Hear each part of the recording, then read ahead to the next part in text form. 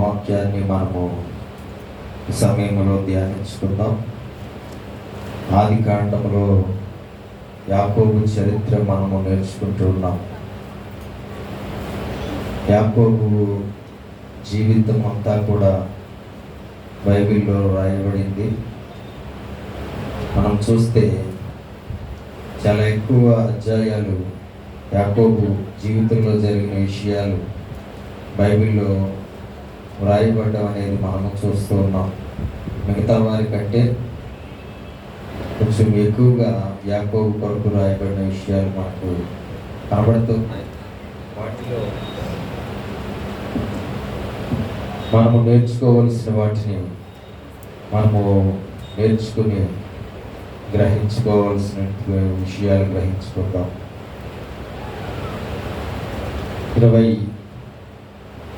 29వ అధ్యాయం వరకు మనం ధ్యానించుకోవడం జరిగింది.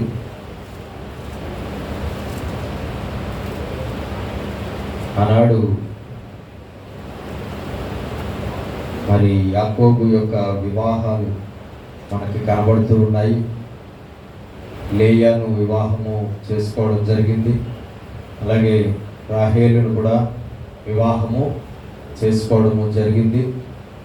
అయితే దేవుడు రాహేలు గర్భాన్ని మూసివేశాడని, లేయా గర్భాన్ని తెరిచాడని, లేయా ద్వేషించబడుట చూచి లేయాను దేవుడు దర్శించాడని, లేయా మీద జాలిపడి దేవుడు లేయాకి గర్భఫలం అనుగ్రహించాడని మనము తెలుసుకున్నాం. మరి ఆ అధ్యాయం చివరి వరకు చూస్తే అప్పటికి 4 పిల్లలు లేయాకు పుట్టడం అనేది జరిగింది.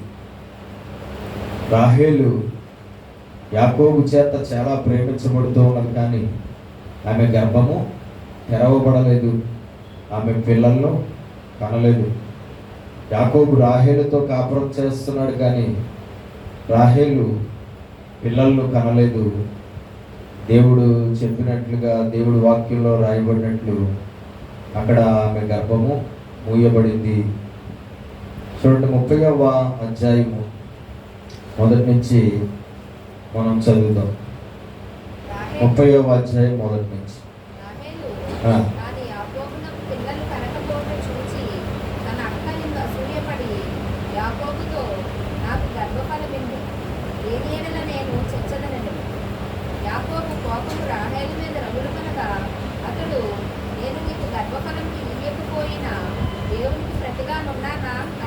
దేవునికి స్తోత్రం కలుగునుగా. చూడండి, లేయా సంతాన భాగ్యము పొందుకుంటూ ఉన్నది. లేయాకు వరుసగా 4 పిల్లలు అప్పటికే పుట్టడం అనేది జరిగింది. అయితే రాహేలు గొడ్రాలుగా ఉన్నది, రాహేలు పిల్లలు లేనిదిగా ఉన్నది. రాహేలు తాను యాకోబునకు పిల్లలను కనకపోవడం చూచి తన అక్కయ్యందు అసూయపడి యాకోబుతో, నాకు గర్భఫలము నిమ్ము, లేని ఎడల నేను చచ్చేదనను యాకోబు అన్నాడప్పుడు యాకోబు కోపము రాహేలు మీద రగులుకొనగా అతడు, నేను నీకు గర్భఫలమును ఇయ్యకపోయినా దేవునికి ప్రతిగా ఉన్నానా అనెను. దేవునికి స్తోత్రం కలుగునుగా. అక్కా చెల్లెల మధ్యలో అసూయ అనేది ప్రారంభమైంది. అక్కకి అసూయ రాలేదు, కానీ చెల్లెల మీద, చెల్లెలికి అక్క మీద అసూయ వచ్చింది. దేన్ని బట్టి అంటే పిల్లలు లేకపోవడాన్ని బట్టి, పిల్లలు కనకపోవడాన్ని బట్టి. ప్రేమించబడుతున్నాను కానీ గర్భఫలము నాకు లేదు, ప్రేమించబడుతున్నాను కానీ నా భర్త బాగా చూసుకుంటున్నాడు, భర్త ఆమెతోనే కాపురం చేస్తున్నాడు, భర్త అయిన యాకోబు కంటికి రెప్పలాగా చూసుకుంటూ ఉన్నాడు, కానీ గర్భఫలం భర్త ఇవ్వలేడు. గర్భఫలము దేవుడిచ్చు బహుమానం అని మనకు తెలుసు. అయితే ఆమె పిల్లలను కనకుండా ఉండిపోయింది. ఆమెను దేవుడు గొడ్రాలుగా ఉంచేశాడు. అయితే అసూయ పిల్లలను బట్టి వచ్చింది. ఇదిగో, నాకు పిల్లల్ని ఇస్తావా, లేదంటే నేను చచ్చిపోనా అని భర్త దగ్గరికి వెళ్ళి నిలదీస్తాం. అప్పుడు యాకోబుకి చాలా కోపం వచ్చింది. నాకు తెలిసి రాహేలు మీద కోపం ఉంచుకోవడం అదే మొదటిసారి చివరిసారి అయి ఉంటారు. ఎందుకంటే చాలా ప్రేమించబడుతున్న భార్య యాకోబు, ప్రేమిస్తున్న భార్య. అయితే ఏమంటున్నాడు అక్కడ, ఏమన్నాడు అక్కడ? చదవండి. ఒక మంచి మాట మాట్లాడాడు. యాకోబు కోపము రగులు కొనగా నేను నీకు గర్భఫలమును ఇయ్యకపోయినా దేవునికి ప్రతిగా ఉన్నానా? నీకు గర్భఫలము ఇయ్యకపోయిన దేవునికి నేనేమన్నా ప్రతిగా ఉన్నానా? నీకు గర్భఫలము నేనివ్వడం ఏంటి? నీకు గర్భఫలం ఇచ్చే అధికారం నాకు లేదు. నీకు గర్భఫలము ఇవ్వవలసిన వాడు ఎవరు అంటే, ఇచ్చేవాడు ఎవరంటే దేవుడు. ఆ దేవుడు నీకు గర్భఫలం ఇవ్వకుండా నేను నీకు గర్భఫలం ఎలాగా ఇవ్వగలను? నేనేమన్నా దేవుడికి ప్రతిగా? నేను దేవుడి పని నేను చేయగలిగిన శక్తి నాకేమన్నా ఉన్నదా? దేవుడి ద్వారా జరిగే పని దేవుడు చేయకపోతే ఆయనకు బదులుగా నేను చేయడానికి నాకు శక్తి లేదు. నేను దేవుడికి ప్రతిగా లేను. కాబట్టి నీకు గర్భఫలం ఎవరివ్వాలి? దేవుడే ఇవ్వాలి. దేవుడే గర్భఫలం ఇవ్వాలని తెలుసుకోకుండా నన్ను పిల్లల్ని ఇవి అని అడుగుతున్నావు అని చెప్పి రాహేలు మీద చాలా కోపము వచ్చింది. దేవునికి స్తోత్రం కలుగునుగా. వాక్యంలో రాయబడిన మాట మనకు తెలుసు. గర్భఫలము యెహోవా ఇచ్చు బహుమానము, కుమారులు ఆయన అనుగ్రహించు స్వాస్యము. దేవునికి స్తోత్రం కలుగునుగా. గర్భఫలము ఎవరికైనా దేవుడే ఇవ్వాలి. గర్భఫలము భర్తల వల్ల వస్తుంది అనుకుంటే అది చాలా తప్పే. దేవుడు ఇవ్వకపోతే భర్త వల్ల నీకు గర్భఫలము రాదు. భర్త వల్ల నీవు గర్భఫలం పొందుకోలేవు. భర్త వల్ల నీకు కావలసిన వస్తువులన్నీ నువ్వు పొందుకోవచ్చేమో, కానీ దేవుడు గర్భఫలం నీకు ఇవ్వకుండా, దేవుడు గర్భాన్ని దేవుడు తెరవకుండా నీ భర్త వల్ల నీవు కావలసినవన్నీ పొందుకోవచ్చేమో, కానీ పిల్లలు మాత్రం పొందుకోలేవు. దేవునికి స్తోత్రం కలుగునుగా. కాబట్టి దేవుడే నీకు గర్భఫలం ఇవ్వాలి. దేవుడే నేను గొడ్రాలుగా ఉంచాడు. దానికి నేనేం చేయను? దేవుడికి ప్రతినిధిగా లేదంటే దేవుడికి మారుగా నేను నీకు బిడ్డల్ని ఎలాగా ఇవ్వగలనని చాలా కోపము ఆ రోజు వచ్చినట్లుగా మనం చూస్తాం. చూడండి ఒకసారి ఆదికాండం 16వ అధ్యాయం 2వ వచనం చదవండి. ఆదికాండం 16వ అధ్యాయం 2వ వచనం.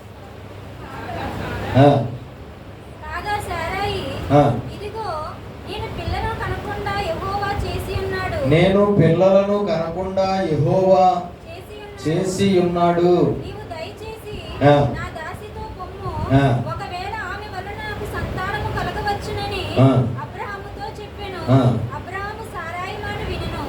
చూడండి, అక్కడ సారా అంటుంది అబ్రహాంతో ఒక రోజు, నేను పిల్లలను కనకుండా ఎవరు? యెహోవా చేసి ఉన్నాడు. దేవుడు నేను పిల్లలను కనకుండా ఆయన నా గర్భాన్ని మూసివేశాడు. చూడండి, భూమి మీద ఒక స్త్రీ గర్భము దాల్చాలంటే ఖచ్చితంగా ఆ స్త్రీ గర్భాన్ని ఎవరు తెరవాలి? దేవుడు తెరవాలి. ఖచ్చితంగా ఆమెకు లేదంటే ఆ భార్యాభర్తలకు సంతానం ఎవరు ఇవ్వాలి? దేవుడే ఇవ్వాలి. గర్భఫలము దేవుడిచ్చు బహుమానము. గర్భఫలం దేవుడు ఇవ్వడం అనేది చేస్తాడు. గర్భఫలం దేవుడు ఇవ్వకుండా మూసేయడం అనేది కూడా చేస్తాడు. ఆయన కొంతమందికి గర్భం ఇవ్వకుండా మూసివేయడం అనేది జరుగుతుంది. ఆయన కొంతమందికి గర్భఫలము వారిని ప్రేమించి వారి మీద జాలిపడి కనికరపడి వాళ్ళకి గర్భఫలం ఇవ్వడం అనేది కూడా జరుగుతుంది. చూడండి, ఒక మాట చదువుదాం మనం. 20వ అధ్యాయం 18వ వచనం. ఆదికాండం 20వ అధ్యాయం 18వ వచనం.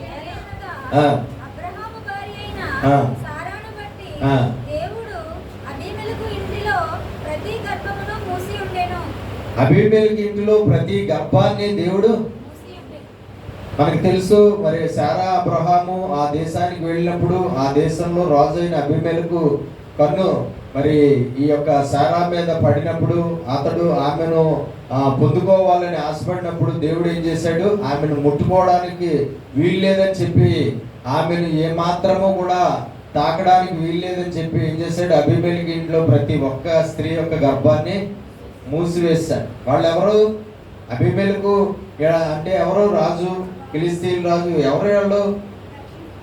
రక్షణ లేని వారు, అన్యజనులు, విగ్రహారాధి. వారి స్త్రీల గర్భాన్ని కూడా ఎవరు మూసారు? దేవుడేమో. ఇక్కడ శారా ఎవరు? దేవుని బిడ్డ.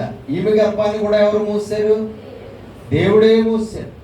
దేవుని పిల్లలైనా దేవుని పిల్లలు కాని వారైనా ఆయన మూసేయాలనుకుంటే మూసేస్తాడు, ఆయన తెరవాలనుకుంటే తెరుస్తాడు. ఆయన ఇవ్వాలనుకున్నప్పుడు ఇస్తాడు, ఆయన ఇవ్వకూడదు అనుకున్నంత కాలము ఆయన ఇవ్వకుండా ఆగిపోతాడు. కాబట్టి మనము తెలుసుకోవాల్సింది ఏంటి అంటే, దేవాది దేవుడే గర్భఫలము ఇచ్చేవాడు, గర్భఫలము ఇవ్వకుండా మానివేసేవాడు కూడా దేవాది దేవుడే. అది క్రైస్తవులకైనా సరే అన్యులకైనా సరే ఎవరు? దేవాది దేవుడే అన్న సంగతి మనకు తెలుసు. సమూయేలు గ్రంథం, మొదటి సమూయేలు గ్రంథం 1వ అధ్యాయం 5వ వచనం. మొదటి సమూయేలు గ్రంథం 1వ అధ్యాయం 5వ వచనం.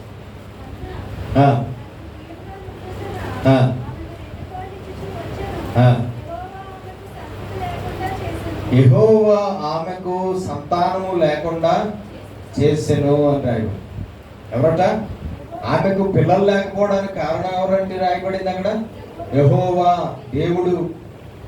ఆమె దేవుని భక్తురాలు కదా, దేవుడు ఎందుకు మూసివేశాడు ఆమె గర్భాన్ని? ఎంతో మంచి భక్తురాలుగా ఆ కాలంలో ఆమె ఉంది. గొప్పగా దేవుని మందిరంలో దేవుడిని ఆరాధించే భక్తురాలుగా ఉంది, విశ్వాసం కలిగిన భక్తురాలుగా ఉంది. మరి అయినా సరే దేవుడు ఎందుకు మూసివేశాడు? అయినా సరే ఆమె గర్భాన్ని దేవుడు ఎందుకు తెరవలేదు? యెహోవా నాకు సంతతి లేకుండా చేశాడు అని రాయబడింది. దేవునికి స్తోత్రం కలుగునుగాక. చూడండి, మన జీవితాల్లో ప్రతిదానికి ఒక సమయం అనేది మన దగ్గర లేదు. ఎవరి దగ్గర ఉంది? దేవుడి దగ్గర ఉన్నది. ప్రతి కార్యము దేవుడే చేయాలి. దేవుడు చేయకుండా ఎవరు ఏ కార్యాన్ని పొందుకోలేరు.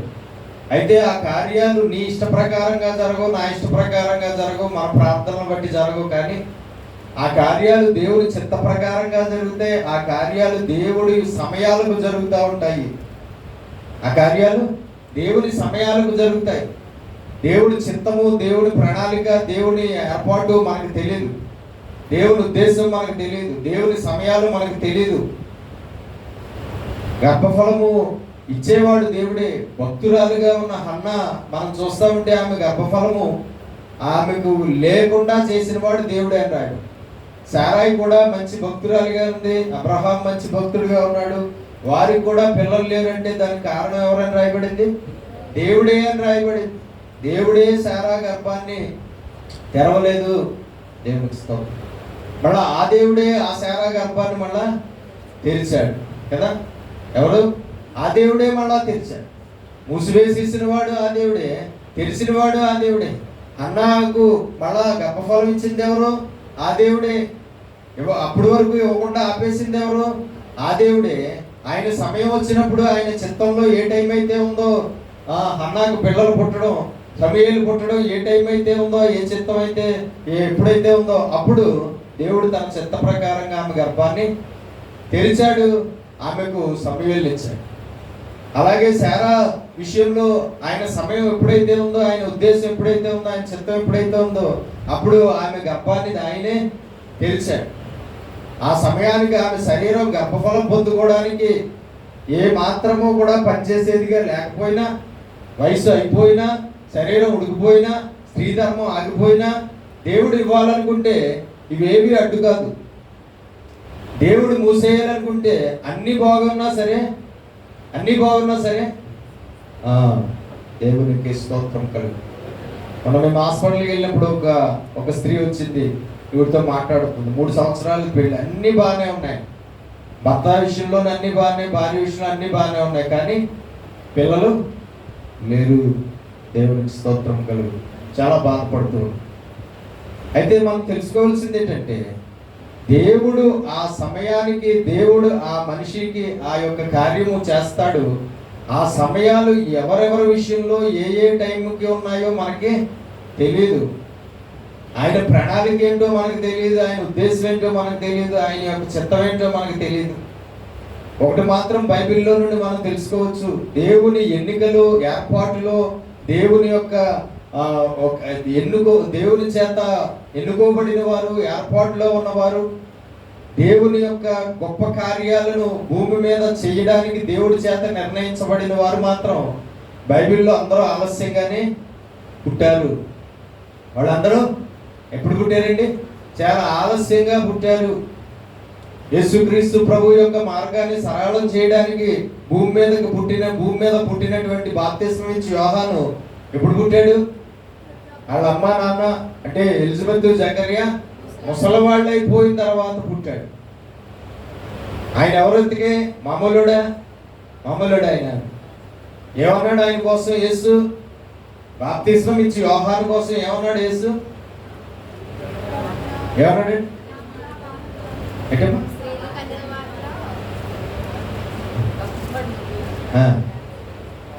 కొంచెం వరకు వచ్చారు, మిగతా వాళ్ళు అక్కడ వరకు కూడా రాలేదు. అక్కడ వరకు వచ్చిన ఏంటండి? స్త్రీలు కనిన వారిలో బాప్తిస్మం ఇచ్చి యోహాను వంటి మనుషుడు ఇంకొకడు లేడు అన్నాడు. ఎవరు?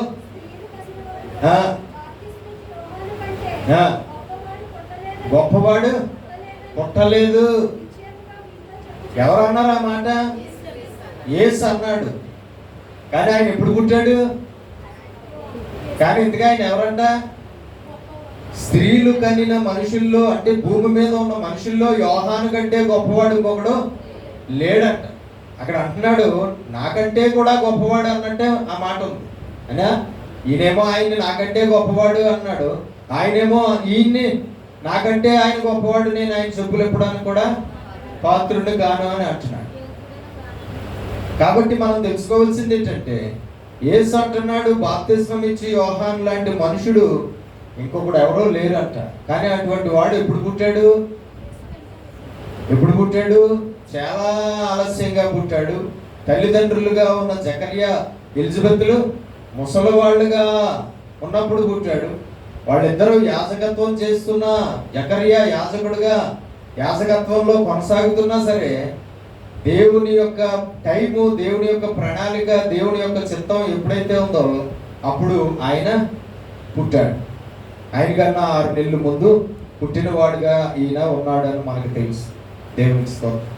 కాబట్టి మనం తెలుసుకోవాల్సింది ఏంటంటే ఒక చిత్తం అనేది ఉంటుంది, ఒక ప్రణాళిక అనేది ఉంటుంది, ఒక ఏర్పాటు అనేది ఉంటుంది, ఒక సమయం అనేది కూడా ఉంటుంది. ఆ సమయాలకే ఆయన చేసే కార్యాలు జరుగుతాయి. ఆ సమయాలకే ఆయన కార్యాలు జరిగితే ఆ కార్యాలు మనం అప్పుడే స్వతంత్రించుకోవడం కుదురుతుంది తప్ప ముందుగా మనం స్వతంత్రించుకోవాలని ఆశ ఉన్న ఆ ఆశ అడియాసగానే ఉండిపోతుంది చాలా కాలం వరకు. పిల్లల కనాలన్న ఆశ శారాకి ఎప్పటి నుంచో ఉంది, కానీ ఎప్పుడు కన్నది? 90వ సంవత్సరంలో కన్నది. ఎప్పుడు కన్నదండి? 90వ సంవత్సరం అంటే ఇంకా లాస్ట్ దినాలు కదా, అంటే ఇంకా వృద్ధాప్యం. ఇప్పుడైతే 90 వరకు ఎవరు ఉండలేదనుకో, అప్పుడైతే ఉన్నారు. కానీ ఆమె మరి అప్పుడు వరకు కూడా పిల్లల మీద ఆశ లేకుండా ఉందా? కొన్ని ఏమన్నా భక్తురాలు కాదా? విశ్వాసి కాదా? ప్రార్థనాపరురాలు కాదా? భర్త అయిన అబ్రహాంలో ఏమన్నా దోషం ఉందా? లేదంటే వాళ్ళిద్దరూ దేవునికి ఇష్టలుగా లేరా? ఏంటి మరి? ఆయనకేమో 100, ఈవిడికేమో 90. ఎంత? ఆయనకి 100, ఆయనకి 90. అప్పుడు దేవుడి టైం వచ్చింది. అప్పటి వరకు వారికి ఆశ ఉంది, కోరిక ఉంది, ప్రార్థన ఉంది, అన్నీ ఉన్నాయి, కానీ జరగలేదు. అప్పటి వరకు దేవుడు కృపలోనే ఉన్నారు, కానీ గర్భఫలము పొందుకోవడం అనేది మాత్రం జరగలేదు. ఇస్సాకు ఆమె గర్భంలో పుట్టాడు. ఇస్సాకు పుట్టవలసిన సమయం ఎప్పుడుందో దేవుడి చిత్తంలో ఆ సమయం వచ్చే వరకు ఆమె గర్భాన్ని మూసివేశాడు. ఇంకా ఆవిడ సంతానంలోగా ఇంకో సంతానాన్ని ఎవరినైనా ఇంకా చాలా మంది రెడీ అయిపోయారు, కానీ అంగీకరించాడా? అంగీకరించలేదు. శారా ద్వారా పుట్టినవాడే నీకు వారసుడు, శారా ద్వారా జన్మించిన వాడే వాగ్దాన సంతానం, ఇంక మిగతా వాళ్ళు ఎంతమంది ఉన్నా వాళ్ళు నీకు వారసులు కాదు అని చెప్పేశాడు. దేవునికి మహిమ కలుగు. కాబట్టి మనం తెలుసుకోవాల్సింది ఏంటంటే రాహేలు గర్భాన్ని మూసివేసింది దేవుడే, అలాగా లేయా గర్భాన్ని తెరిచింది దేవుడే. ఆయనేమో కాపురం ఈవిడితో చేస్తున్నాడు, ఆవిడతో చేయట్లేదు, కానీ పిల్లలు అక్కడ పుడుతున్నారు, ఇక్కడ మాత్రం పిల్లలు పుట్టకుండా ఆగిపోయారు. ఒక్కో సంవత్సరం ఆ భార్యాభర్తలు అనుకుని ఉంటారు. అసలు జనరల్గా మనం మాట్లాడుకుంటే ఏ భార్యాభర్తలు? యాకోబు రాహేలు అనుకుని ఉంటుంటారు. ఏమనుకుంటారు? ఈ సంవత్సరం లేయాకి పుట్టాడు కదా, ఇదే సంవత్సరంలో నీకు కూడా పుట్టేస్తాడు, నా వల్లే లేయాకు పుట్టాడు కాబట్టి నా వల్లే నీకు కూడా పుడతాడని ఈయన అని ఉంటాడు. లేయాకు నా అక్కగా దేవుడు ఇచ్చాడు కాబట్టి నాకు కూడా దేవుడు ఇస్తాడని ఆవిడే అనుకుని ఉంటుంది. మన ఇద్దరి మధ్యలో లైంగిక బంధం ఉంది కాబట్టి ఖచ్చితంగా మనకు కూడా పుడతారు. పోనీ ఆ సంవత్సరం పుడతారు అనుకున్నారు, పుట్టలేదు. పోనీ ఆ సంవత్సరం కానీ నెక్స్ట్ ఇయర్ అయినా పుట్టేస్తారు మనకి అని అనుకుని ఉండరా? వాళ్ళిద్దరూ కలిసినప్పుడు పుట్టేస్తారు అని అనుకునే ఉంటారు. కానీ పుట్టడం జరుగుతుంది. కానీ ఇక్కడ కాదు, అక్కడ జరుగుతుంది. ఎక్కడ జరుగుతుంది? దేవునికి స్తోత్రం. అక్కడేమో ఎదురు చూపులు, అక్కడేమో ఆశ లేదు, అక్కడేమో కోరిక లేదు. అక్కడ పుట్టాలని అసలు పుట్టిస్తున్నవాడుగా ఉన్నటువంటి భర్తగా ఉన్నవాడు కూడా ఎక్కడ భర్తగా ఉన్న యాకోబు ఎక్కడ పుట్టాలనుకుంటున్నాడు? ఎవరికి పుట్టాలనుకుంటున్నాడు? పిల్లల్ని రాహేలుకు పుట్టాలనుకుంటున్నాడు. కానీ గర్భఫలం మూసివేయబడ్డానికి కారణాలు ఉంటాయి, గర్భఫలం తెరవబడ్డానికి కూడా కారణాలు ఉంటాయి. కానీ ఆ కారణాలు ఒక్కోసారి మనకి తెలియకపోవచ్చు, ఆ కారణాలు మనం గుర్తించకపోవచ్చు. ఆ ప్రణాళిక, ఆ ఏర్పాటు, ఆ సమయం ఇవేవి మనకు ఒక్కొక్కసారి అంతుపట్టకపోవచ్చు. కానీ అంతుపట్టినా అంతుపట్టకపోయినా, అర్థం అవ్వకపోయినా, అనుకున్న మన ఆశ, ఎంతో ఆశ ఉన్నా, ఎంతో ప్రార్థన ఉన్నా ఖచ్చితంగా దేవుడి కార్యం దేవుడి సమయానికి జరుగుతుంది.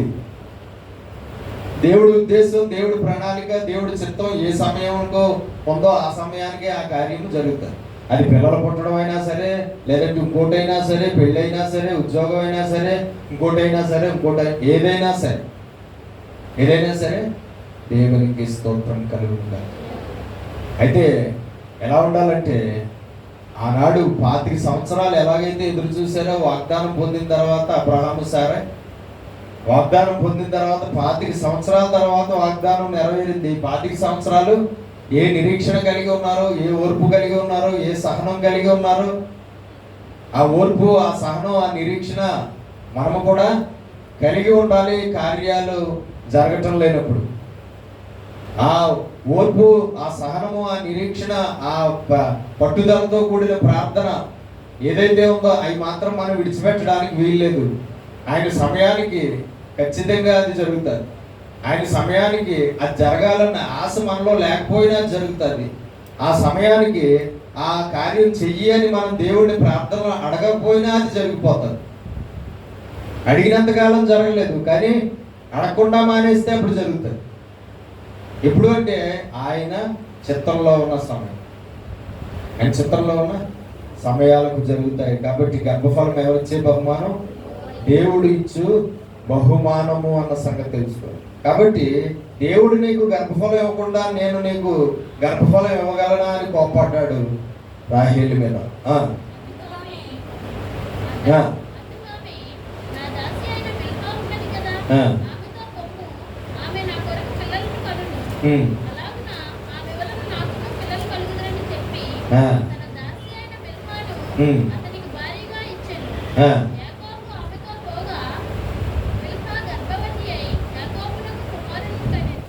దేవునికి స్తోత్రం కలుగును. ఎవరుందండి అక్కడ? అప్పుడు ఏమంటుంది రాహేలు? అయితే నా దాసి అయిన బిల్హా ఉన్నది కదా, ఆమెతో పొమ్ము, ఆమె నా కొరకు పిల్లలు కనును, అలాగును ఆమె వల్ల నాకును పిల్లలు కలుగుదురని చెప్పి తన దాసి అయిన బిల్హాను అతనికి భారీగా ఇచ్చెను. యాకోబు ఆమెతో పోగా బిల్హా గర్భవతి అయి యాకోబునకు కుమారుణ్ణి కనెను. దేవునికి స్తోత్రం చెప్పి 2 చేతులు పెట్టి. ఎవరికి పుట్టారండి పిల్లలు? వాళ్ళ బిల్హాకు పుట్టారు, రాహేలు యొక్క దాసికి పుట్టారు. కానీ రాహేలుకి పుట్టలేదు. దేవునికి స్తోత్రం కలుగుతుంది. మనకు తెలుసు, లేయాకో దాసి ఉంది, రాహేలుకో దాసి ఉంది. వాళ్ళిద్దరూ కూడా వీళ్ళిద్దరితోనే వాళ్ళ ఇంట్లో ఉన్నారు. వాళ్ళిద్దరూ కూడా యాకోబుకి ఏమయ్యారు? తర్వాత భార్యలు అయ్యారు. మొత్తానికి యాకోబు భార్యలు ఎంతమంది? యాకోబు భార్యలు ఎంతమంది అండి? 4. ఆ దేశం వెళ్ళి నా అన్న కూతురులో ఏదో ఒకదాన్ని చేసుకో అన్నారు. కానీ ఎంతమంది చేసుకున్నాడు ఈయన? ఎంతమంది వచ్చారండి? ఆయన అంతటా ఆయన చేసుకోలేదు. మనం అసలు యాకోబు గారిని తప్పు పట్టడానికి 4 చేసుకోవాలని అనుకున్నాడండి. అనుకోలేదు. ఎవరిని చేసుకోవాలనుకున్నాడు? రాహేల్నే ప్రేమించాడు, రాహేల్నే పెళ్లి చేసుకోండి. మిగతా 3 గిఫ్ట్. ఏంటండి? 1కి 3 గిఫ్ట్లు. ఆనాడు భార్యలకు దాసులుగా ఉన్నటువంటి వారు చాలా మంది వాళ్ళ భర్తలకు భార్యలుగా మారిపోవడం మనకు కనపడదు. అది ఎక్కడి నుంచి కనపడుతుందంటే మనకి అబ్రహాం దగ్గర నుంచి కనపడుతుంది కదా. అబ్రహాం దగ్గర కూడా అలాగే జరిగింది. అబ్రహాం సారాయి కూడా తన యొక్క దాసిని హాగరును ఇలాగ ఇచ్చినప్పుడు ఆమెకు సంతానము కలగడం అనేది మనం చూస్తాం. దేవునికి స్తోత్రం కలుగునుగా. హల్లెలూయా, హల్లెలూయా. సారాయి చనిపోయిన తర్వాత పెళ్లి చేసుకున్నాడు కెతూరాని. ఆయన అప్పుడు పెళ్లి చేసుకున్నాడు. పెళ్లి చేసుకున్నప్పుడు ఆయన వయసు ఎంత? ఇసాకు పుట్టేటప్పటికే 100. ఇసాకు భార్య పక్కగా కరెక్ట్గా బిడ్డనికి అన్నది. పెళ్ళయింది. ఇప్పుడు పెళ్ళయింది 20 సంవత్సరాలు కదండి. ఇప్పటికి 20 సంవత్సరాలు అంటే అప్పుడు వయసు ఎంత? అబ్రహాం వయసు ఎంత?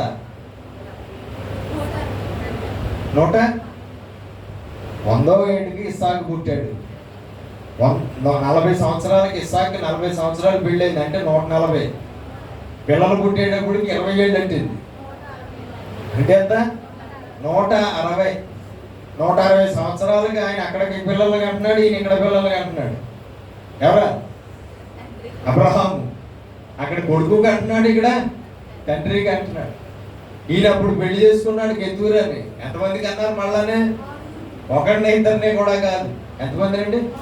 160 సంవత్సరాల వయసులో అబ్రహాము ద్వారా బిడ్డలు కలిగారు ఒక స్త్రీకి. కానీ 75 సంవత్సరాల కాలానికి మంచి వయసు ఉన్నా సరే, ఇంకా 75 కన్నా ముందు మంచి వయసు ఉన్నా సరే, అప్పుడు మాత్రం అబ్రహాం ద్వారా ఎవరు కలగలేదు పిల్లలు? ఎవరికి? సారాకి పిల్లలు కలగలేదు. అంటే ఖచ్చితంగా మనకి ఈ వాక్యాలన్నీ ఆధారాలుగా చూపిస్తున్నది ఏంటి అంటే, గర్భఫలము దేవుడి ద్వారానే పొందుకుంటారు. గర్భఫలం ఇచ్చేది దేవుడే. సంతాన భాగ్యం కలగజేసేది దేవుడే. ఏంటండి?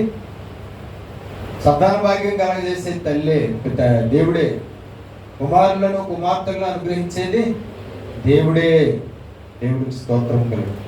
మన ఇష్ట ప్రకారంగా మనం పెళ్లిళ్ళు చేసేసుకోవచ్చు, కానీ మన ఇష్ట ప్రకారంగా మనం పిల్లల్ని కనలేము. కనగలమా? ఎవరు ఇవ్వాలి?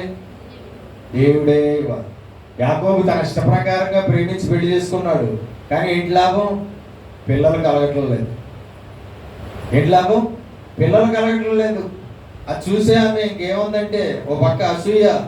ఓ అక్కడ అక్కకి పుట్టేస్తున్నారు, అసూయ వచ్చేసింది. ఇదిగో నాకు పుట్టకపోయారు, నా దాసిని పెళ్లి చేసుకో, నా దాసిని నీకు భారీగా చేస్తున్నాను, నా దాసితో నువ్వు పో, నా దాసితో బిడ్డలు కను. ఆమెకు బిడ్డ పుడితే నాకు బిడ్డ పుట్టినట్టే. ఏంటి? ఆమెకు బిడ్డ పుడితే నాకు బిడ్డ పుట్టినట్టే. ఆ బిడ్డ నా బిడ్డే అవుతాడు అని అంటే, వచ్చిన అవకాశం ఎందుకు పాడు చేసుకోవడం రెడీ అయిపోయాడు. అబ్రహాం గారి దగ్గర నుంచి ఎవరో అవకాశాలు పాడు చేసుకోలేదు కదా. ఈయన కూడా రెడీ అయిపోయాడు, ఈయన కూడా పెళ్లి చేసుకున్నాడు, ఈయన కూడా అంతో సంసారం చేశాడు. బిడ్డను దేవుడు అనుగ్రహించాడు. ఆమె నా కొరకు పిల్లలు కన్నా అలాగా ఆమె వల్ల నాకును పిల్లలు కలుగుదురని చెప్పి భార్యగా ఇచ్చిన ఆమెతో పోగా కుమారుణ్ణి కనిను తీర్చెను. దయచేసి అనుకుని దాను అను పేరు పెట్టెను. దేవునికి స్తోత్రం కలుగును. ఇప్పుడు ఎన్నోవాడు? యాకోబు పిల్లల్లో ఈయన ఎన్నోవాడు? ఏంటండి? 5వ వాడు. భార్యలు ఇప్పటికి 3. భార్యల సంఖ్య 3, పిల్లల సంఖ్య 5, భర్త సంఖ్య, తండ్రి సంఖ్య 1. ఏంటండి? సరే, తర్వాత ఏం జరిగించు?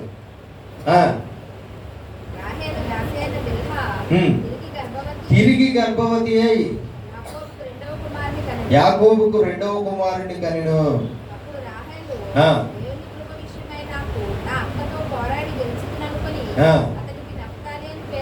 నఫ్తాలి అనే పేరు పెట్టాను. 2 బిడ్డలు అప్పుడే ఎవరికి పుట్టారు? రాహేలు దాసి అయిన బిల్హాకు పుట్టారు. దేవుడు రాహేలు దాసి అయిన బిల్హా గర్భాన్ని తెరిచాడు, కానీ రాహేలు గర్భాన్ని తెరవలేదు. రాహేలు గర్భాన్ని తెరిచాడా తెరవలేదు? దేవుడు తర్వాత తెరిచాడు. రాహేలుకి ఎంతమంది పిల్లలు పుట్టారు? ఏంటండి? 2 పిల్లలు పుట్టారు, యోసేపు, బెన్యామీన్. రాహేలుకి ఆ 2 పిల్లల్ని ఇచ్చింది ఎవరు? యాకోబా. ఎవరండి? దేవుడే. అంటే అప్పుడు ఎందుకు మూసేసాడు, ఇప్పుడు ఎందుకు ఇచ్చాడు? అంతకుముందు మూసేసింది ఎవరు? అంతకుముందు మిగతా వాళ్ళు అందరికీ గర్భఫలాలు ఇస్తున్నాడు, కానీ ఆవిడకి మాత్రం ఇవ్వట్లేదు.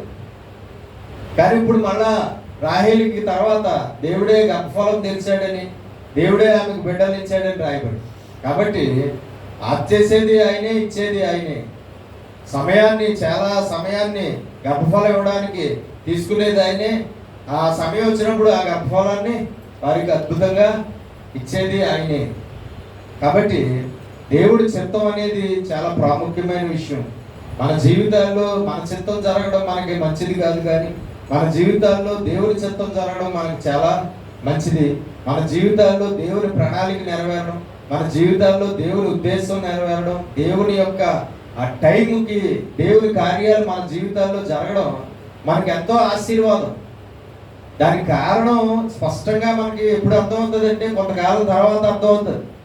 అప్పటికప్పుడు అర్థమవుతుంది, కానీ ఆ లేటికి కారణం ఏంటో, అప్పుడు మూసేయడానికి కారణం ఏంటో, ఇప్పుడు తెరవడానికి కారణం ఏంటో, ఇవన్నీ ఇప్పుడు అర్థమవుతాయి.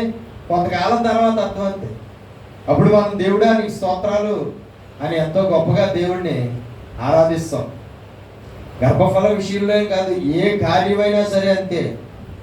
దేవుడు కార్యాలు చేయకుండా ఏ కార్యమో ఎవరికీ జరగదు. అది ఏ కార్యమైనా దేవుడే చేయాలి. దేవుని పిల్లల జీవితాల్లోనైనా, దేవుని పిల్లలు కాని వారి జీవితాల్లోనైనా ఆయా కార్యాలు ఆయా సమయాలకి ఎవరు చేస్తున్నారు? దేవుడే చేస్తున్నాడు. కార్యాలు మనకు కావాలి, కార్యాలు ఎవరు చేయాలి? దేవుడు చేయాలి. దేవుడు చేయకుండా కార్యాలు మనకు జరగవు. దేవుడు చేయకుండా కార్యాలు మనం పొందుకోవాలనుకోవడం అసాధ్యం. దేవుడు ఆ కార్యం చేయకుండా ఆ కార్యం మనకి జరగాలని మనము ఒకవేళ ఆయన సమయాన్ని మనం సరిగ్గా గుర్తించకుండా, లేదా ఆయన ప్రణాళిక మనం సరిగ్గా గుర్తించకుండా మనం భారంతో ప్రార్థన చేసినా సరే ఒక్కొక్కసారి ఆ ఆశ తీరదు, ఆ ప్రార్థనకు జవాబులు రావు. అంటే ఆయన వెంటలేదు అని అర్థం కాదు, ఆయన విడిచిపెట్టేసాడని అర్థం కాదు, లేదంటే ఆయన ఇంకా ప్రార్థన అంగీకరించటం లేదు అని అర్థం కాదు. కానీ ఆ ప్రార్థనకు జవాబిచ్చే సమయం ఇంకా రాలేదు అని అర్థము. ఏంటి? ఆ ప్రార్థనకు జవాబిచ్చే సమయం ఇంకా రాలేదు. అదే మనం తెలుసుకోవాలి. ఏ విషయంలోనైనా సరే మనము దీన్ని చాలా జాగ్రత్తగా దృష్టిలో పెట్టుకోవాలి. అయితే మొత్తానికి బిల్హాకు పిల్లలు పుడుతున్నారు. తర్వాత చదవండి.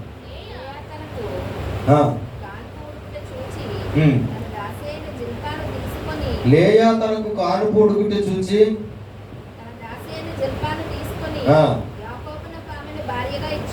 చూడండి, లేయా పిల్లలను కన్నది. ఎంతమందిని కన్నది అప్పటికి? ఆ తర్వాత పిల్లలు కనడం ఆగిపోయింది. ఆ తర్వాత ఇంకా ఆమెకు బిడ్డలు పుట్టలేదంట. పుట్టకపోతే ఏం చేసింది? అప్పుడు చెల్లి తన దాసిని ఎలాగైతే యాకోబుకి ఇచ్చి పిల్లల్ని కన్నదో, అలాగే తనకి 4 పిల్లలు అప్పటికే ఉన్నా, తనకి డైరెక్ట్గా పుట్టిన పిల్లలు 4 ఉన్నా, తన చెల్లి ఏ పని చేసిందో అదే పని చెయ్యాలి అని ఈమె కూడా అనుకుంది. దాని దాసే నా దాసి కూడా నా భర్తకు భార్యగా చేసుకుని, నువ్వు నా దాసి కూడా పిల్లలు కంటే ఆ పిల్లలు నా పిల్లలే అన్నట్లుగా ఆమె కూడా కొన్ని రాహేలు అలా చేసిందంటే ఆమెకు పిల్లలు లేరు కాబట్టి అలా చేసింది అనుకోవచ్చు. ఈవిడికెందుకండి ఆయన సంఖ్య పెంచడం తప్ప, యాకోబు గారి సంఖ్య పెంచడం తప్ప ఈవిడికి ఎందుకంటారు? దేవునికి స్తోత్రం కలుగును. చూడండి, యాకోబుకి 4 భార్యలు ఉన్నారు. అది యాకోబు ఇష్ట ప్రకారంగా జరిగిందా, లేదంటే లేయా ఇష్ట ప్రకారంగా జరిగిందా, రాహేల్ ఇష్ట ప్రకారంగా జరిగిందా, లేదంటే ఎక్స్ట్రా వచ్చిన ఇద్దరు బిల్హా జిల్హా వాళ్ళ ఇష్ట ప్రకారంగా జరిగిందా, లేదంటే దేవుడి ఇష్ట ప్రకారంగా, దేవుడి చిత్త ప్రకారంగా జరిగిందా? యాకోబుకి 4 భార్యలు ఎవరి చిత్త ప్రకారంగా? దేవుడి చిత్త ప్రకారంగా. ఆయన చిత్తం లేకుండా ఎవరు ఆలోచన సఫలం అవ్వదు. ఆయన చిత్తం లేకుండా ఎవరి నిర్ణయం జరగదు. ఆయన చిత్తం లేకుండా ఎవరి ఉద్దేశం నెరవేరదు. ఆయన చిత్తం లేకుండా ఎవరి ఆశ తీరదు. ఎవరు ఏమనుకున్నా అవి నెరవేరదు. కాబట్టి మనం తెలుసుకోవాల్సింది ఏంటంటే, అక్కడ లేయా తనకు కాన్పుడుగుడు చూసి తన దాసి అయిన జిల్పాను తీసుకుని యాకోబునకు ఆమెను భార్యగా ఇచ్చెను. లేయా దాసి అయిన జిల్పా యాకోబునకు కుమారుని కనుక ఇది అదృష్టమే కదా అనుకుని గాదు అని పేరు పెట్టెను. ఏంటండి? గాదు అని పేరు పెట్టెను. చూడండి, పుట్టడం అనేది జరుగుతుంది. మళ్ళీ పుట్టినోళ్ళు అందరూ ఎవరు? మగపిల్లలే కదా. పుట్టినోళ్ళు అందరూ ఎవరు? మగపిల్లలే పుడుతున్నారు. తల్లులు మారుతున్నారు కానీ పిల్లలు మాత్రం ఎవరు పుడుతున్నారు? మగపిల్లలే పుడుతున్నారు అందరికి. ఇప్పుడు ఫస్ట్ అంతా కూడా అదృష్టమే అనుకుని ఏం చేసిందట?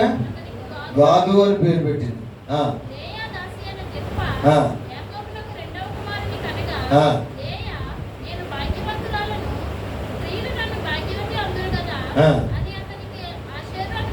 అని అతనికి ఆషేరు అని పేరు పెట్టెను. స్తోత్రం చెప్తాం. హల్లెలూయా, హల్లెలూయా. ఎంతమంది అయ్యారు ఇప్పటికి పిల్లలు? ఎంతమంది అయ్యారండి? ఆవిడికి 4, వీళ్ళిద్దరికీ సరిపో 2. ఎంతమంది? 80 పిల్లలు పుట్టారు కానీ వీళ్ళ ముగ్గురికి, ఆవిడికి మాత్రం పిల్లలు పుట్టలేదు. ఎవరికి పిల్లలు పుట్టడం అంటే వేళ ఒకరు రేపు ఒకరు పుట్టేయడం కదా జరుగుతుందా? అంతండి. మినిమం సంవత్సరం. అంటే అక్కడ ఇవన్నీ మనం చూస్తూ ఉంటే 8 సంవత్సరాల నుంచి పోనీ మనం చూస్తూ ఉంటే వీళ్ళ ముగ్గురికి పిల్లలు కలిగారు కానీ ఆవిడ మాత్రం పిల్లలు కలగాలి. నాకు పిల్లలు కలగాలి, నాకు పిల్లలు పొందుకోవాలి, నేను పిల్లలు పొందుకోవాలి అని ఆవిడ పడకుండా ఉందంటే పడింది. ప్రార్థన చేయకుండా ఉందంటే ప్రార్థన కూడా చేస్తూనే ఉంది. వాళ్ళందరికీ ఇస్తున్నావు కదా నాకు ఇవి అని ప్రార్థన చేస్తూనే ఉంది. కానీ దేవుడు ఆమె గర్భాన్ని మూసివేశాడు. ఆమెకు దేవుడు పిల్లల్ని ఎప్పుడు ఇవ్వాలనుకున్నాడో అప్పుడే ఇచ్చాడు తప్ప ఆమె కోరుకున్నప్పుడు ఇవ్వలేదు. ఆమె కోరుకున్నప్పుడు ఇవ్వలేదు, ఆమె ఆశపడినప్పుడు ఇవ్వలేదు, ఆమె ప్రార్థన చేసినప్పుడు ఇవ్వలేదు. కానీ ఎప్పుడు ఇచ్చాడు? ఎప్పుడు ఇవ్వాలనుకున్నాడో అప్పుడే ఇచ్చాడు. దేవునికి స్తోత్రం కలుగును గాక. కాబట్టి ఏంటట? మొత్తానికి 8 మంది బిడ్డలు పుట్టారు యాకోబుకి.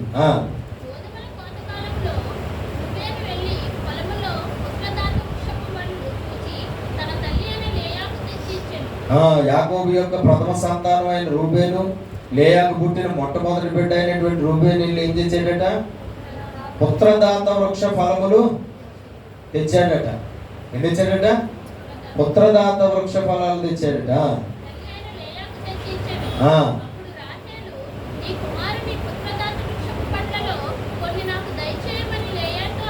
అనగా నా భర్తను తీసుకున్నావు కదా, చాలదా? నా కొడుకు నాకు పిల్లలు పుట్టాలని, నా కొడుకు పుత్రదాత వృక్ష ఫలాలు నాకు తీసుకొచ్చి పెడితే మళ్ళీ అవి కూడా నీకు ఇవ్వాలా? అవి కూడా నీకు కావాలా? నా భర్తను నువ్వు తీసుకున్నావు కదా, అది చాలదా అని నిందించింది.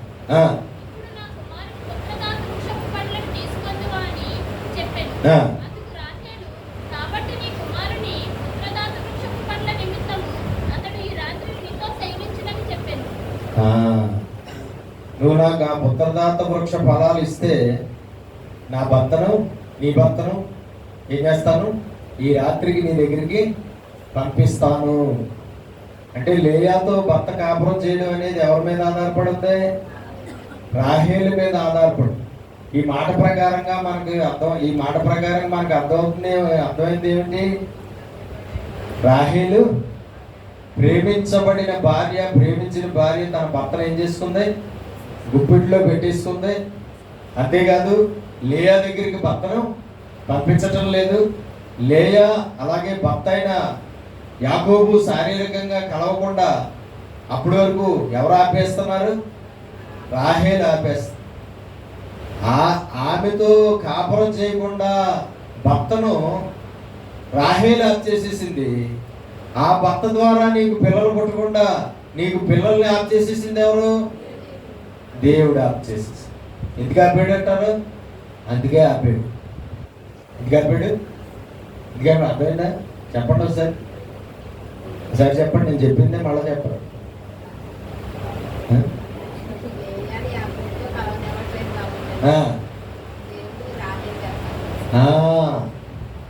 రాహేలు గర్భాన్ని దేవుడు ఉత్తనే మూసేయలేదు. రాహేలు అక్కడ తప్పు చేసింది దేవుడికి విరోధంగా. ఏంటి ఆ తప్పు అంటే, భర్త అయినటువంటి రాహేలు భర్త అయిన యాకోబు నీకు ఎలా భర్తో నీ అక్కకు కూడా అలాగే భర్త. చెప్పుకోవాలంటే నీకన్నా ముందు భర్త ఎవరికయ్యాడు? అక్కకే అయ్యాడు.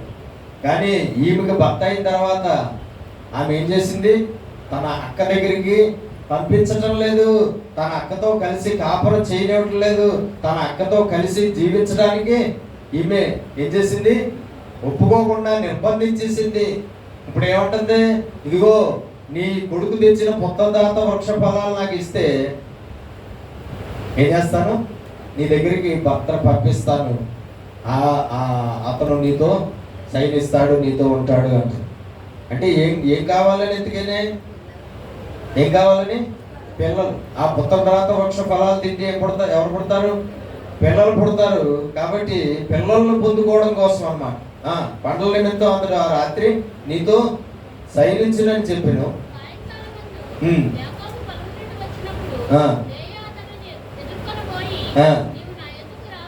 నువ్వు నా దగ్గరికి రావాలి. నీకు తెలియకుండా నాకు నా చెల్లికి మధ్యలో ఒక ఒప్పందం జరిగింది. అదేంటంటే పుత్రదాత వృక్ష ఫలాలు రాహేలుకు ఇస్తే నిన్ను నా దగ్గరికి పంపిస్తానని చెప్పింది. కాబట్టి నేను ఆ పళ్ళు ఇచ్చాను. కాబట్టి నువ్వు నా దగ్గరికి రావాలని చెప్పి తీసుకెళ్ళి సాయంకాలం అందులో యాకోబు పొలం నుండి వచ్చినప్పుడు లేయా అతన్ని ఎదుర్కొని పోయి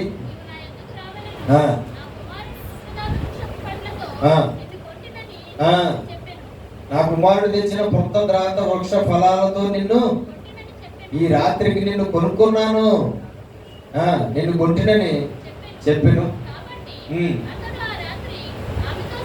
సైనించను. దేవుడు లేయా మనవి వినెను గనుక ఆమె గర్భవతి అయి లేయాతో యాకోబుకు 5వ కుమారుని దేవుడిచ్చాడు. ఎవరన్నట? 5వ కుమారుని దేవుడిచ్చాడు. లేయాకు మళ్ళా గర్భఫలము వచ్చింది.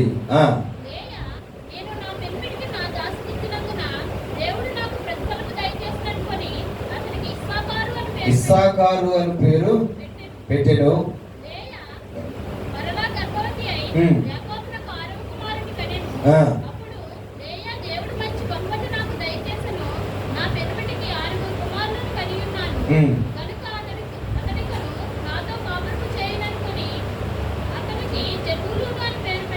దేవునికి స్తోత్రం కలుగును గాక.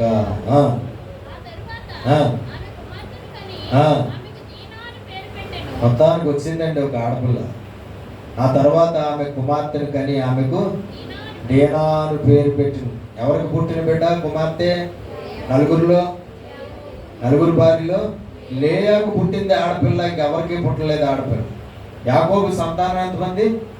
13 మంది. ఎంతమంది? 12 మంది మగవాళ్ళు, ఒక ఆడపిల్ల. ఆ ఆడపిల్ల కూడా ఎవరికి పుట్టింది? లేయాకు పుట్టింది. యాకోబు సంతానం 13 మంది. మొత్తానికి ఈవిడి సంతానం ఎంతమంది అయ్యారు? ఇప్పటికి లేయా సంతానం 7 అయ్యారు. పుత్రదాత వృక్ష ఫలాలు చాలా తిన్నది కానీ పంచారలేదు. ఎక్కడండి? రాహేలు గారి దగ్గర లంచం ఇచ్చి తీసుకుంది కదా. వాళ్ళ భర్తలు లంచం ఇచ్చి రాత్రికి లంచం ఇచ్చి పుత్రదాత వృక్ష ఫలాలు తీసుకుంది కదా. తినకుండా ఉందా? తిన్నది. కానీ బిడ్డలు కలగలేదు.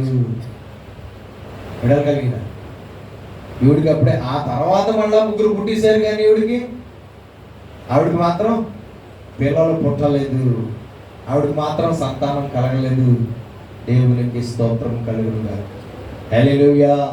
కాబట్టి మనం తెలుసుకోవాల్సింది ఏంటంటే, అద్భుతంగా దేవుడు ఇప్పుడు ఎవరి పక్షంగా ఉన్నాడని మనకు అర్థమవుతుంది. లేయా పక్షంగా దేవుడు ఉన్నాడు. భర్త లేయా పక్షంగా లేడు, కానీ దేవుడు ఉన్నాడు. చెల్లి రాహేలు లేయా పక్షంగా లేదు, కానీ ఎవరున్నారు? దేవుడు ఉన్నాడు. మనుషులు మన పక్షంగా లేకపోయినా దేవుడు మాత్రం మన పక్షంగా ఉంటాడు. ఎవరు ద్వేషించబడతా ఉంటారో వారి పక్షంగా దేవుడు ఉంటాడు. ఎట్టి పరిస్థితుల్లోనూ కూడా నా పక్షంగా దేవుడు లేడు అని అనుకోవడానికి వీలు లేదు. నా భర్త నా పక్షంగా లేడు, నా అత్త నా పక్షంగా లేదు, నా మాంగారు నా పక్షంగా లేడు, నా అత్తింటి వారు ఎవరో నా పక్షంగా లేరు అని ఒకవేళ బాధపడవచ్చు, కానీ ఎవరున్నారు ఆమె పక్షంగా? దేవుడు ఉన్నాడు. వీళ్ళు ఎంతమంది నీ పక్షంగా ఉన్నా నీకు ప్రయోజనం ఏమీ లేదు, కానీ దేవుడు ఒక్కడు నీ పక్షంగా ఉంటే నీ జీవితంలో సమస్త కార్యాలు ఆయా సమయాలకు జరుగుతాయి. నీలో శారీరక లోపం ఉన్నా సరే, లేదంటే నువ్వు నిషేధించబడినటువంటి రాయిగా ఉన్నా సరే, నువ్వు ద్వేషించబడుతున్న మనిషిగా ఉన్నా సరే, లేదంటే నీకు అన్యాయం జరిగినా సరే, లేదంటే నీకు అక్రమం జరిగినా సరే, దేవుడు నీ పక్షంగా ఉండి నీకు సహాయం చేస్తాడు. దేవుడు నీ పక్షంగా ఉండి నీ కోరిక తీరుస్తాడు. దేవుడు నీ పక్షంగా ఉండి దేవుడు నిన్ను ఆశీర్వదిస్తాడు అని మాత్రం తెలుసుకోవాలి. కాబట్టి అద్భుతంగా మళ్ళా లేయాకు ఇంకో ముగ్గురు సంతానం కలిగారు. మొత్తానికి ఆవిడకి 7 సంతానం కలిగారు.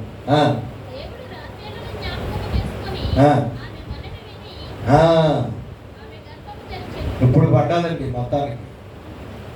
రాహేలు గారు ఇంకా వదలలేదేమో, పట్టు వదలని విక్రమార్కురాలు లేదు ఏంటండి.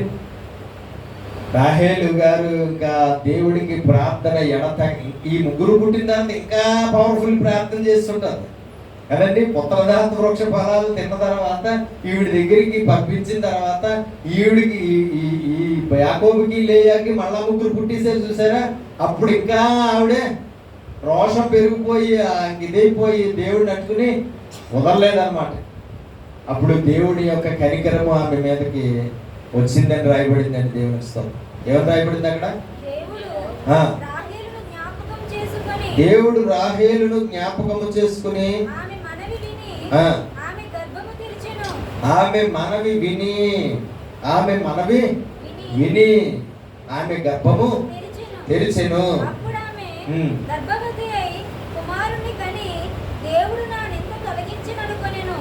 ఆమె ప్రార్థన చేస్తే ఆ ప్రార్థన విని దేవుడు ఆమె మీద కనికరపడ్డాడని, ఆమెను జ్ఞాపకం చేసుకున్నాడని రాయి. నేను అనుకుంటాను ఆ మనవిలో ఏముండుంటది? ఆ మనవిలో ఏముండుంటది? పాపపు ఒప్పుకోలు ఉంది. ఏముందండి? పాపపు ఒప్పుకోలు ఉంది. ఏంటి ఆ పాపపు ఒప్పుకోలు? తన అక్క విషయములో ఆమె చేసిన పాపము ఏదైతే ఉందో ఆ పాపాన్ని ఆమె మనవి చేసినప్పుడు ఒప్పుకుని ఉంటుంది. అందుకే దేవుడు ఆవిడ మీద కనికర పడ్డాడు. మామూలుగా గర్భఫలం ఇవి అన్న మనమైతే అప్పుడే చాలా సంవత్సరాల నుంచే చేస్తుంది. అప్పుడు విన్నవాడు ఇప్పుడు ఎందుకు వింటాడు? కానీ ఇప్పుడు ఆమె మనవి విన్నాడు అని రాయబడి. అంటే ఏంటి? ఆమె మనవి మారింది, ఆ ప్రార్థన మారింది. ఆవిడ దేవుడికి చేసిన ప్రార్థన ఇప్పుడు ఏమైంది? దేవుడికి ఆనందాన్ని ఇచ్చింది. ఆమె అక్క విషయంలో చేసినటువంటి తప్పు, భర్త విషయంలో చేసిన మోసము ఏదైతే ఉందో, అసూయ ఏదైతే ఉందో అక్క విషయంలో, అక్క మీద అక్కని ఇలాగ పుత్రదాత వృక్ష ఫలాల కోసం ఎలాగైతే భర్తను పంపించి ఒక మోసం చేసిందో, ఒక తప్పు చేసిందో, ఇవన్నీ కూడా ఒప్పుకుని ఉంటారు. ఇవన్నీ ఒప్పుకుని పశ్చాత్తాపడి ఉంటారు. ఇవన్నీ ఒప్పుకుని, దేవా నేను ఈ తప్పులన్నీ చేశాను, నన్ను క్షమించు అని దేవుణ్ణి వేడుకొని ఉంటారు. దేవా ఈ తప్పుల వల్లే, ఈ పాపాల వల్లే ఒకవేళ ఇంతమంది సంతానం నా భర్త ద్వారా వాళ్ళందరికీ కలిగిన, నాకు మాత్రం ఇన్ని సంవత్సరాలైనా నాకు సంతానం కలగలేదు, నా తప్పు ఇదే ఉంటుంది, నేను చేసిన అపరాధాలు ఇవే, నేను చేసిన తప్పులు ఇవే అని దేవుడి దగ్గర ఆ రోజు మనం చేసి ఉంటుంది. ఆ మనవి దేవుడికి అంగీకారం అయింది. ఆ పాపపు ఒప్పుకోలు ప్రార్థన దేవుడు విని ఆమెను జ్ఞాపకం చేసుకుని ఆమె మీద కనికరపడి ఆమెను ఏం చేశాడు? ఆశీర్వదించాడు. ఎలాగా? గర్భఫలం ఇచ్చి ఆశీర్వదించాడు. స్తోత్రాలు చెప్తూ ఒకసారి హల్లెలూయా. ఏమిచ్చి? గర్భఫలం ఇచ్చి ఆశీర్వదించాడు. ఏమని రాయబడి చదవండి. రాహేలుని జ్ఞాపకం చేసుకుని ఆమె మనవి విని తెరిచెను. అప్పుడు ఆమె గర్భవతి అయి, దేవుడు ఆమె గర్భాన్ని తెరిచిన తర్వాత ఆమె గర్భవతి అయింది. భర్తతో ఎన్నో సంవత్సరాల నుంచి కలిసి కాపురం చేసినా ఆమె గర్భవతి అవ్వలేదు. ఆమె మనవి విని ఆమె గర్భమును తెరిచెను. అప్పుడు ఆమె గర్భవతి అయి కుమారుని కని తొలగించననుకునేను.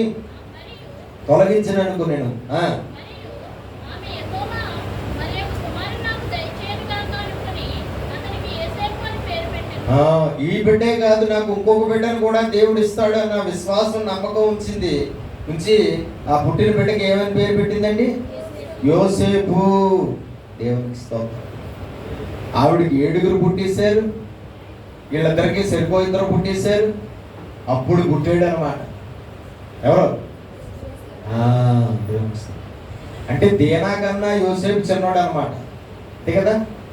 దేనా ముందు పుట్టింది అని రాయబడింది కదా. తర్వాతే రాహేలుకి బిడ్డ పుట్టాడు. అంటే దేనా కన్నా ఎవరు చిన్నోడు? దేవునికి స్తోత్రం కలిగింది. అంటే 10 మంది తర్వాత 11వ సంతానం ఎవరంటే స్త్రీ. దేనా ఎవరికి? యాకోబు. 11వ సంతానం ఎవరు? దేనా. 12వ సంతానం, 13వ సంతానం.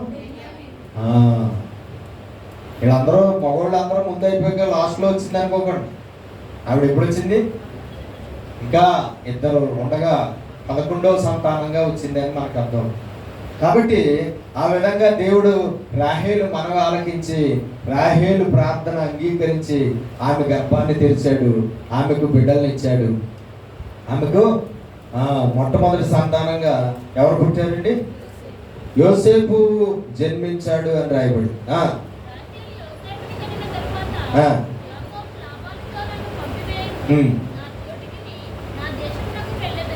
దేవునికి మహిమ కలుగును గాక. హల్లెలూయా.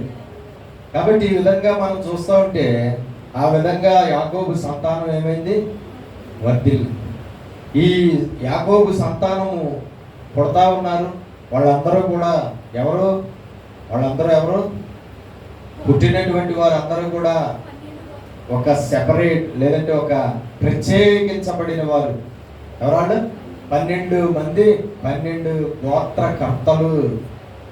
12 మంది ఎవరు? 12 గోత్రకర్తలుగా ఉన్నారు. ఈ 12 మంది ఎన్నుకోబడ్డారు. ఈ 12 మంది ప్రతిష్ఠించబడ్డారు.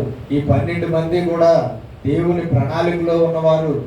యాకోబు దేవుడి ప్రణాళికలో ఉన్నవాడు. యాకోబుకు పుట్టిన 12 మంది కూడా దేవుని ప్రణాళికలో ఉన్నారు. ఆ 12 మంది 12 గోత్రకర్తలు అయ్యారు. ఆ 12 మంది పేర్లతోనూ 12 గోత్రాలు ప్రారంభమయ్యాయి. ఆ 12 మంది సంతానము కూడా ఎవరయ్యారు? ఇశ్రాయేలీయులయ్యారు. ఆ 12 మంది సంతానము దేవుని యొక్క వారసులయ్యారు. ఆ 12 మంది సంతానంలోంచి వచ్చినట్టు 12 మంది సంతానంలోంచి వచ్చిన జనులందరూ కూడా దేవుడికి ప్రతిష్ఠించబడిన వారయ్యారు.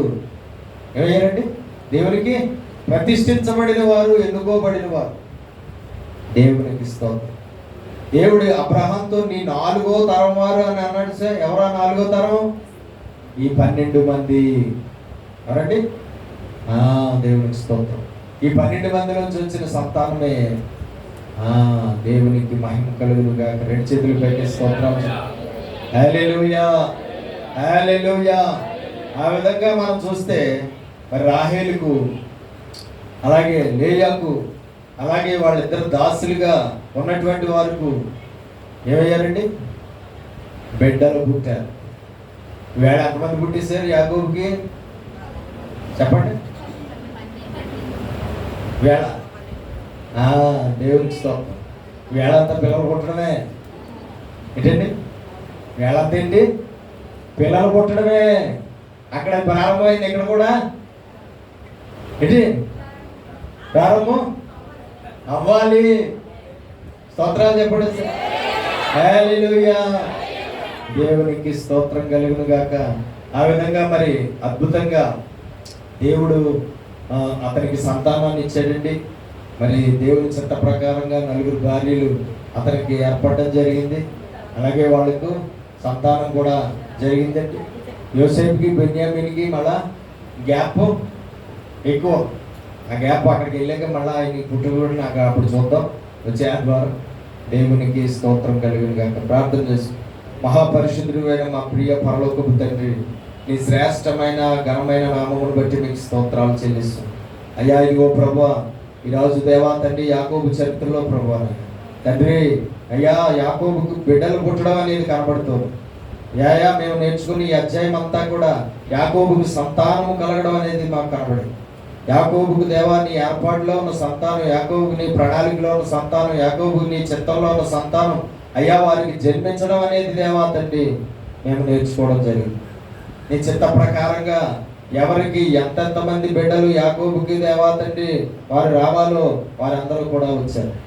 లేయా ద్వారా ప్రభువానైనా 7 సంతానాన్ని దేవా యాకోబుకి ఇచ్చావు తండ్రి. అలాగే దాసీల ద్వారా దేవా 4 సంతానాన్ని యాకోబుకి ఇచ్చావు. అలాగే తర్వాత ఆయన రాహేల్ ద్వారా ఇప్పుడు ఒక సంతానం ఇచ్చావు. ఆ తర్వాత మళ్ళా మరొక సంతానాన్ని కూడా కలగజేసావు. ఆయన మీరు దేవా తండ్రి నీ ప్రణాళిక, నీ చిత్తము, నీ ఉద్దేశము నీ సమయానికి నెరవేరుస్తావు తండ్రి. మా ఆలోచనల ప్రకారంగా మా జీవితాల్లో ఏ కార్యములు జరగవు. నీ ఆలోచనల ప్రకారంగానే జరుగుతాయి, నీ ప్రణాళిక ప్రకారంగానే జరుగుతాయి, నీ ఉద్దేశాల ప్రకారంగానే జరుగుతాయి, నీ సమయానికే జరుగుతాయి ప్రభు. మా జీవితాల్లో ప్రభు మేము తొందరపడతాం, కానీ నాయన కార్యాల కోసం నువ్వు నాయన తొందరపడవు తండ్రి. నాయన నీవు నిర్దేశించిన సమయాలు వచ్చే వరకు కూడా నాయన పరిస్థితులు ఎంత తారుమారైపోతున్నా అవతల నువ్వు మాత్రం నీ సమయానికే నీ కార్యం చేస్తావు. ఎన్ని నిందలు పడాల్సి వచ్చినా నువ్వు మాత్రం దేవా తండ్రి నీ సమయానికే నీ కార్యం చేస్తావు. ఎన్ని అపవాదులు వినవలసి వచ్చినా, ఎన్ని హేళన మాటలు వినవలసి వచ్చినా, ఎన్ని దేవా తండ్రి నాయన దోషణ మాటలు వినవలసి వచ్చినా, ఎంత వ్యతిరేకం పొందవలసి వచ్చినా, ఎంత ఇదైనా నీ సమయానికి నీ కార్యాలు మా జీవితాల్లో జరుగుతూ ఉంటాయి తండ్రి. నీకు వందనాలు. యాకోబుకి దేవా తండ్రి నాయన మరి బిడ్డల్ని దేవా తండ్రి అనుగ్రహించావు తండ్రి. అయ్యా యాకోబుని నువ్వు ఎన్నుకున్నావు, యాకోబుని ప్రతిష్ఠించుకున్నావు, యాకోబుని ఆశీర్వదించావు. యాకోబు యొక్క దేవా తండ్రి ఆశీర్వాదం అతడు అనుభవిస్తున్నాడు. యాకోబు యొక్క తాత అయిన అబ్రహాం ఆశీర్వాదం కూడా అతడు అనుభవిస్తున్నాడు. అతడు దేవా సంతాన భాగ్యం పొందుకుని ఆశీర్వదించబడ్డాడు. అబ్రహాము దగ్గర నుంచి మొదలుకొని ఏ వాగ్దానం అయితే సంతానం విషయంలో నువ్వు చేసుకుంటూ వచ్చావో ఆ వాగ్దానం దేవా నెరవేర్పు మాకు కనబడింది ఈ అధ్యాయంలో. ఆ వాగ్దానం దేవా తండ్రి నాయన గొప్పగా నెరవేరడం మేము చూస్తాం తండ్రి. ఆ వాగ్దానం నెరవేరి యాకోబు సంతానం పొందుకోవడం మేము చూస్తాం. ఇసుక రేణువుల వలె మారబోతున్న సంతానము అయ్యా మూలకర్తలు ఎవరైతే ఉన్నారో, అయ్యా గోత్రకర్తలు ఎవరైతే ఉన్నారో ఆ గోత్రకర్తలు జన్మించడం మేము చూసాం నాయనా. నీకు వందనాలు, స్తోత్రాలు, స్తుతులు ప్రభు. అయ్యా నువ్వు దేవా నాయన నీ కృపలోనే దేవా నీ బిడ్డల్ని ఆశీర్వదించి, నీ దయలో నీ బిడ్డల్ని ఆశీర్వదించి నీ కార్యాలు నీ సమయాలకి ఖచ్చితంగా ప్రతి మనిషి జీవితంలోనూ చేస్తామని మేము గట్టి నమ్మకం, విశ్వాసం ఉంచి మేము ఆలోచన అనేది కలిగి ఉండి అడుగులు ముందుకు వేయడానికి మాకు సహాయం చేయమని యేసు పరిశుద్ధ నామమున ప్రార్థన అడిగి వేడుకుంటున్నాం పరమ తండ్రి. ఆమేన్.